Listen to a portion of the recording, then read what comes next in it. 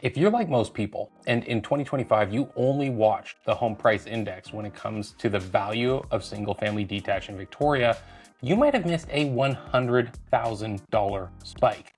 So in today's video, we're going to unpack what happened in 2025 and answer the question, is the market really as flat as everyone says it is? I'm Sean P, and I'm a real estate expert who lives in Victoria, BC. On this channel, we post videos every week to help you stay informed. So if you want to always know the best strategies and what's going on in our market, make sure that you like and subscribe so you don't miss any of the videos that we have coming up. Now, as well, we post generalized information to help you understand the market, but depending on where you're looking or what you're planning to sell, everyone's situation is different. And I'd love to help you make a plan for how you can get the most out of the real estate market in 2026. So if you have plans involving real estate, use the link in the description to get in touch with me and we'll get you started. All right, let's get into the video. So for context, if we take up all the homes that have sold in 2025 for single family detached and we average them out in terms of price, we end up with $1,305,000 as the average price of a single family detached for the year. Now, this is exciting and interesting for a number of reasons. First of all, people often think of 2021 as the crazy year in Victoria real estate, and that is absolutely, undoubtedly, the year that home prices went up by the greatest margin. But 22 was actually our high watermark. In that year, the average price of a home was $1,333,000. So it's exciting for a couple reasons. In 2023, we had a significant drop. That was when the interest rate changes really kicked in, so to speak. We fell $45,000 in average price. In 2024, not quite as bad, but we dropped another $18,000 in average price. About a total of $63,000 was lost on the average price of a home in Victoria. So to think that we've gone from 1,270,000 as our low mark post-COVID back up to 1,305,000 means that we've recovered more than halfway in the first year that we've actually seen positive gains. But when you look at the reports, it really hasn't felt that way all year. And that's because we've been measuring average home prices using something called the home price index. Now, this is something that confuses a lot of people. So I'm gonna pause before we get deeper into this, and I'm gonna just explain what the difference is between average price and the home price index. Average price is exactly what it sounds like. We take all of the homes sold in a given period of time, typically either a month or a year, and we average them. So if there's 70 sales, we add up the total for all those sales and we divide it by 70, and that's all that we do. And this is a great way to get a quick pulse on the market in a given time period. It's really clean. There's no magic in the background as to what's happening. It's simple mathematics. This is grade school stuff. And what we end up with is a number that represents essentially where the market's headed that month. Now, there are some problems with average price, and these are something that is exacerbated often by seasonality. We'll see certain times of year when there's a higher likelihood for luxury properties to sell, for example, and this can skew the number upwards. And another problem that we often see with average price is if you have a smaller sample size, like Victoria townhomes, for example, where we only typically have between 75 and 100 transactions most months, well, that's not a huge sample size when we're looking at creating an average price for such a valuable asset. It can swing around a lot. And so starting in the early 90s, mid 90s, a lot of real estate boards started to move towards a home price index. In BC, we started this more after the 2008 financial collapse in the United States. Victoria, for example, was 2013 and Vancouver was 2012. A home price index is a concept of taking an average home in a given area and using that average home as a benchmark. And then what they do from then forward in perpetuity is they take that average benchmark home and they measure how much it's gone up by measuring more than just the price on MLS. They'll look at the square footage, the bedrooms, the factors that buyers would look at, and they use that to create an idea of what's happened to the average home in the market. This is a really useful number. It tends to take the ultra luxury listings out of the way, which makes the market report a lot more stable. It can somewhat ease seasonality a little bit, where people can be a little bit more aggressive at certain times of year. And generally speaking, it's considered best practices. The problem though is that it's not perfect. By definition, the home price index is designed to take out some of the irregularities in the market, some of those moments where we see really explosive growth in terms of average price. And those clues can often be really helpful as to what's actually going on in our market. All right, let's rewind to the beginning of the video. I started out by saying that we saw a $100,000 plus spike in the average price of real estate. Well, just so you know, that happened in April.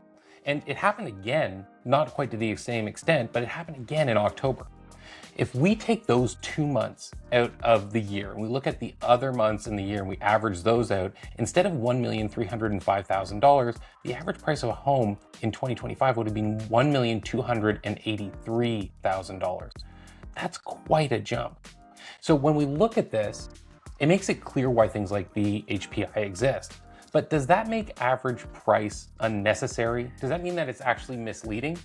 Well, I don't think so, because here's the reality. If you were just watching the HPI, you wouldn't have known what it was like in April and October. And guess what? That wasn't just the fact that a few luxury listings happened to sell that month.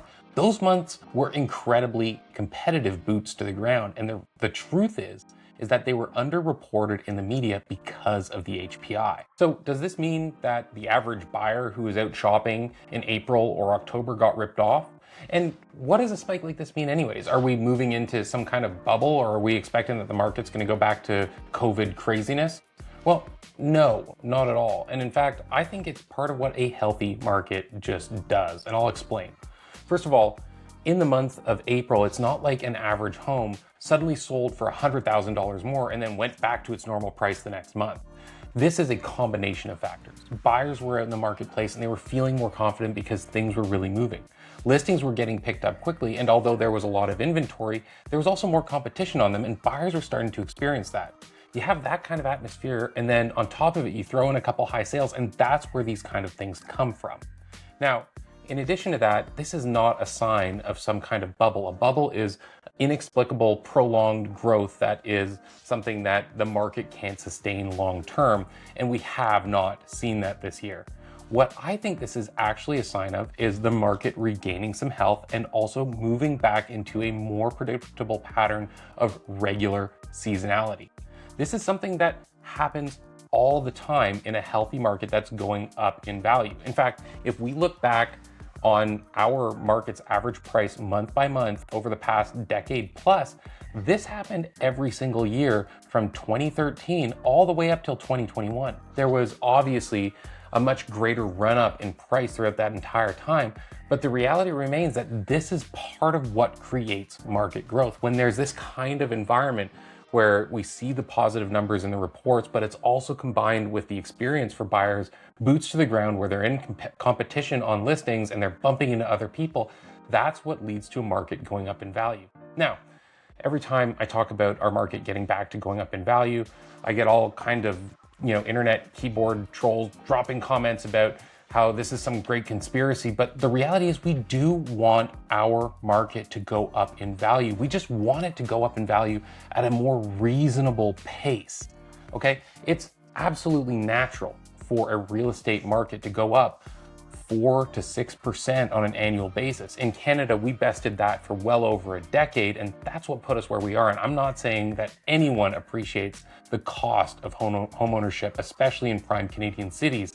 But the problem is, if our market doesn't get back to a place where it is going up at least a little bit, like that 4%, which is the trend line for the United States for decades, prior to COVID and all the craziness that's happened. That's just what the average would be if you take out the humps on the long-term horizon.